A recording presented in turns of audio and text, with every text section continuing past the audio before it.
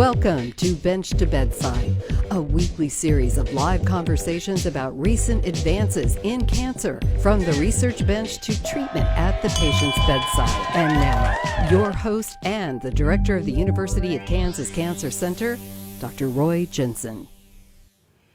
Good morning. I'm Dr. Roy Jensen, director of the University of Kansas Cancer Center. Thanks for joining us for today's episode of Bench to Bedside. With me today is Annie Seal, Children's Program Director at Turning Point, and Laura Fries, joining us by Skype. Laura is a Pivot member and was a caregiver to her husband, Carl, who was diagnosed with squamous cell carcinoma in August 2011. Laura, I want to start with you. Would you please begin by telling us about your husband's cancer diagnosis? Certainly. He was diagnosed in August of 2011 with squamous cell carcinoma on his tongue on the left side. And he'd had a few episodes prior to this as a really young man with plaque areas. Once was lasered off, and then things kind of kept recurring there. So he was finally diagnosed 9 years ago, and surgery was scheduled for about 6 weeks later. And my sons were 8 and almost 14 at the time. So talking to them about their dad's diagnosis was, of course, a big deal in our family. So he had surgery at KU Med and was in the hospital for a week. Pretty radical removal of all the lymph nodes on that side of his neck, and the tongue excision and floor of the mouth. And then it was stage 0 to 1. So he was supposed to be finished, and then had a recurrence about 6 months later in February of 2012. Had another cancerous lesion in the same area. So he had a second surgery, and then they followed up with radiation just to be a little bit more sure that it wasn't going to recur. And he has been cancer-free since 2012. That's fantastic. And thanks for that background, because obviously that's kind of critical to today's episode. Could you tell us kind of what your approach was in terms of talking to your children about your husband's diagnosis, and what was your approach in terms of keeping them updated in terms of how things were progressing? Sure.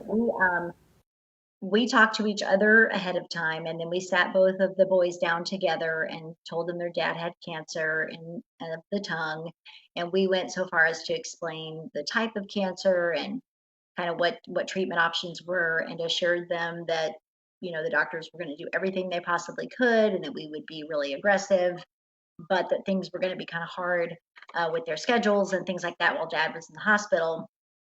We're a very scientific family. My husband's a veterinarian and I'm a science teacher, and we have a lot of experiments going on all the time at our house. And so they really appreciated getting the medical terminology and the facts. And every time we went to the doctor, we'd kind of come home and tell the kids what the physicians had said. And so they felt pretty confident. I think we were upbeat enough that they felt like their dad was going to be fine. One of the things that our older son said, I talked to him a couple weeks ago about this process, kind of asked him to think back and what his experience was like. He's 20, he'll be 23 next week. He thought it might have been nice if we had let the boys ask questions of the doctors through us, like write down questions that the boys had, and then we could go ask the doctors and then report back to the boys. So apparently we didn't do as good a job of answering all their questions as we like to think we did.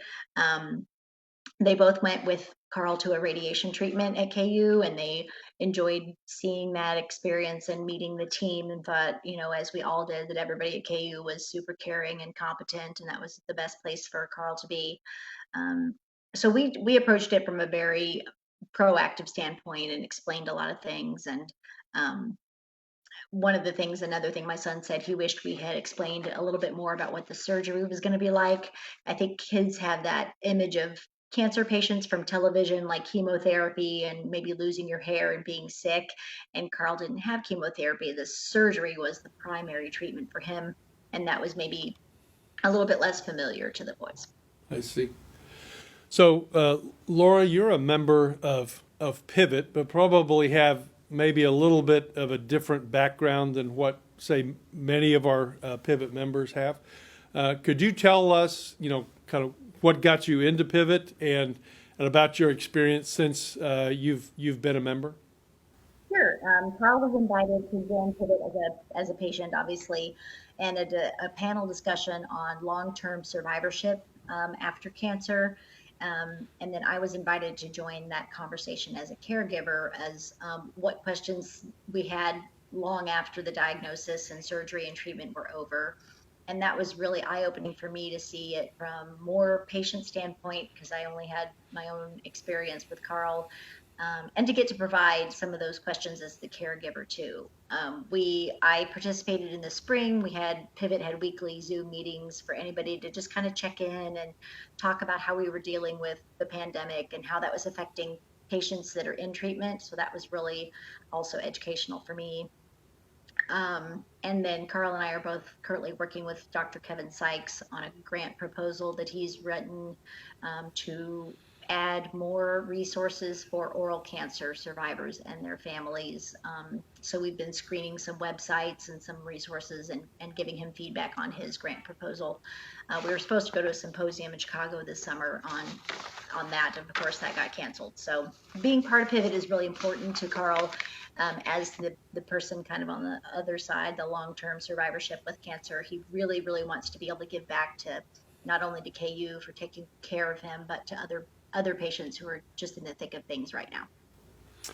Yeah, thanks so much for sharing that experience with us. I believe it's a fantastic example of how when a patient's diagnosed with cancer, it really involves their entire circle of their family, their friends, and everybody, and why it's important to take into consideration, that whole circle of folks. So now I want to turn to Annie.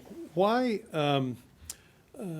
maybe just to begin, why is it so important to talk with children when a loved one in their family has just been diagnosed with cancer? Yeah, that's a great question. As Laura mentioned, it does affect the whole family. And they did such a great job of really thinking about how their kids process information and what made sense for their family. And they were a science-based family, so they approached it from that standpoint. And kids really do look to their parents on how to respond to situations, especially unfamiliar situations. So sometimes our kids look to us to know how to navigate a new situation. And so when there is a new diagnosis, such as cancer, as she mentioned, kids only know what they've seen maybe in the media or maybe what someone else experienced. And so we really want to give them the story based on what is true for our family and what information do we want them to have. And that's why it's so important to share the information that we have been told from our physicians and what is the story that is true for our family. Because as we know, every diagnosis is different, treatment is different, and we really want to share that information with our kids in a way that makes sense for our family. So when our kids ask us those really hard questions, sometimes they're questions that don't have clear-cut answers. And so I always like to think of it that sometimes our kids are asking us questions, sometimes just to see how do we respond. And sometimes they're asking us those hard questions to see, are we okay hearing the answer? Are we okay with them asking those questions? And they're looking to see what is our response. So does my kid ask me a question and I it's one of those questions that makes my stomach drop and I think, oh my gosh, how do I answer this? And that's okay to, for them to ask me those hard questions. And it's okay for me to not know the answer and to say, I don't know the answer to that question right now, but let's talk about this as a family and let's ask our doctor this question. And as she said, maybe allow your kids an opportunity to ask, questions that they have for the doctor. Just to really keep that conversation going and have that conversation open so that they don't hear things from someone else. You want them to get that information from you. And when they ask you a question that maybe you don't have an answer to, right immediately, you can say, what makes you wonder about that right now? And then you can sometimes get to the bottom of why are they asking that? And they might say, well, someone at school said this about you, or I overheard you say this on the phone. And then you can sometimes get to the bottom of why they're asking that question, and that can sometimes make you feel a little bit more confident in your answer and how to respond. And so it just kind of keeps that conversation open throughout the whole treatment. So if you're just joining us, we're here with Annie Seal from Turning Point and Laura Fries, a caregiver and Pivot member. Remember to share this link with people who may benefit from our discussion. Use the hashtag #BenchToBedside. So, Annie, what types of programs does Turning Point have specifically for children with a loved one who has either been diagnosed with cancer or has some other form of chronic illness? Yeah, all of our programs are geared or are based in a model of resilience. Our programs help build resilience in children and families affected by illness. They also promote positive coping skills and answer some of those questions that kids have surrounding illness. So like she mentioned, sometimes kids want to know more about a particular surgery or procedure, or they want to know a little bit more about a treatment. And so we can kind of help navigate some of those questions. All of our programs are chosen to be developmentally appropriate, so they're based on a child's developmental stage. We use a lot of expressive arts and different modalities to help kids kind of navigate through that process. Our programs currently are being all offered virtually, just because of what's going on in our world right now. Right. So as I mentioned, the expressive arts, so our programs range everything from art to music to body movement. So that might look something like body movement might be family yoga. Or we have, for instance, we've been doing an online virtual therapeutic story time where there's an art component and we read a book that might be related to feelings or coping, and then we have an interactive art project that kids do in their home with one of our facilitators.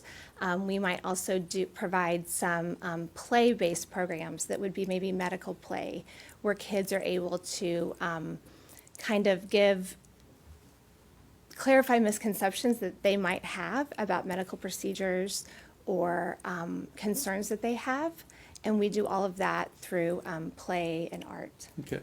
Yeah. So I'm gonna throw a bit of a curveball at you here. Okay. How do your programs assess kind of the cultural sensitivity issues around this problem? Because different cultures have different approaches when talking about death or serious illness, and what is your process for making that assessment and making sure that you're designing a program that's going to fit the circumstances of that particular family? We always look to the parents to be the expert in their child and in their family. So we do have group programs, but if we were working with a family individually, we would definitely, our group programs, we would let parents know ahead of time, like what's going to be involved in that group, and let them ask those questions and see if that's something that they assess would be appropriate for their family. Obviously, individually, we would make sure that what we were covering was something that the family was comfortable with. And as you spoke of culturally, different people's feelings on death or how you explain things, we really look to the parents to be the guide of that, because ultimately they are going to be the ones that are answering those long-term questions. And so our goal is to really guide parents on how do you facilitate those conversations. And we actually have a class coming up on October 8th called Answering Hard Questions That Kids Ask. Another service we offer is parent consultation, so parents can call in It can be done via phone or email, and they can just call and say, hey, I was just diagnosed with breast cancer. I have an 8-year-old. This is what's going on in our family. Can you kind of help us navigate that? So that's another service that we offer that can be done kind of individually based. So just to kind of sum things up, what would you say are the kind of the key takeaways that would help summarize the programs that are offered, for children where someone in the family member is dealing with a serious illness? Yeah. Well, first of all of our programs are offered without charge to anyone affected by serious or chronic illness, patients and their supporters and children. And we're just really here as a resource to help people navigate this journey of illness. There's never a good or bad time to call or reach out to us. People say, I didn't call at the beginning of illness. Is it too late? Or I should have called earlier. Is it too late? And there's never a good or bad time to call. Whenever you are comfortable making that connection is the right time for your family. So we don't want people to not make the connection because they feel like they missed that opportunity. And anyone who's interested in participating in programs they can call to get more information at 913-574-0900.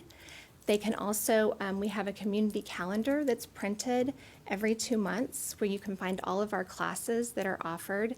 And that can be found on the health system website at kansashealthsystem.com/turningpoint. And to register for programs, we're currently doing all online registration in addition to that phone call. And that is through Barry, and that's BARRY 3 at kumc.edu. So people there's really multiple ways to reach out, and when in doubt, really just call or email, and we can get you connected with Adult Program Director Lizzie or myself if you're looking for programs for children and families. That's great. Laura, I can't thank you enough for sharing your experience, and certainly before we go, I want to make sure that we hear your advice for families that are dealing with a loved one's cancer diagnosis. What would you say is critical from your standpoint? I wish that my kids had used the Turning Point resources maybe when we were going through this. I'd say my advice is to talk to the kids separately, which just because if they have questions my boys were pretty far apart at 8 and 14, and their concerns were different and their language was different. So it might have been a good idea to talk to them separately. And that was some advice I got from the American Cancer Society website. Discussing the long-term treatment and survivorship, because 6 weeks of therapy to us doesn't seem like very long, but to a child that's hard for them to gauge time, and like how long will dad not be himself, how long is eating going to be an issue, how long until he's back to work, and things like that. So time, I think you need to keep having those conversations and involve them as much as you can on an age appropriate level, whether it's a hospital visit so that they're reassured that mystery things aren't happening in the hospital, which I know we can't do now during the COVID epidemic, but that was nice for my boys to be able to come to the hospital and see dad. Or helping out at home, fill up a water bottle or take some medication upstairs if it's time, and things like that, I think were helpful, and just involving family and friends and teachers so that there are a lot of eyes on the kids and people who can support them in different settings. That's great advice. So if you don't mind saying, what are your boys up to now? Oh, that's nice of you to ask. One of them is senior in high school this year, and he's going to school in person part of the day and online part of the day. And then my older son is finishing up his chemical engineering degree at MU, and he works full time at the nuclear reactor on the Mizzou campus. And he works actually with the radiopharmaceuticals that they make there. His lab does quality control for all the radioactive treatments that go into human medicine. And so that's been kind of nice for him to be able to serve the cancer community a little bit as a son of a survivor. Yep. So that's what they're. That's fantastic. Well, thank you so much. That's it for today. To learn more, please visit kansashealthsystem.com/turning point. Thanks for watching.